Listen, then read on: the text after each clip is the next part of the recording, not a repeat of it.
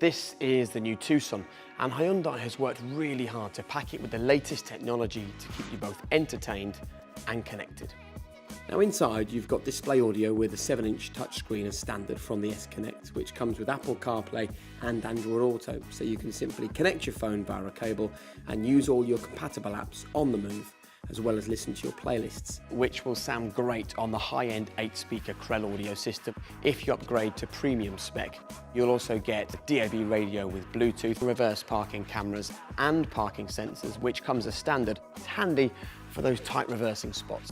Upgrade to the SE Nav trim level for an 8-inch colour touchscreen, along with built-in European mapping with 10 years of upgrades, and also access to TomTom Live, which will give you weather and real-time traffic updates. For premium level and above, you'll also have wireless charging for your mobile phone. And when you turn off the car, it'll give you a display on the instrument cluster if you haven't picked it up. And if all that is not tempting enough, the new Tucson also comes in an array of 10 colours, including olivine grey, stellar blue and champion blue.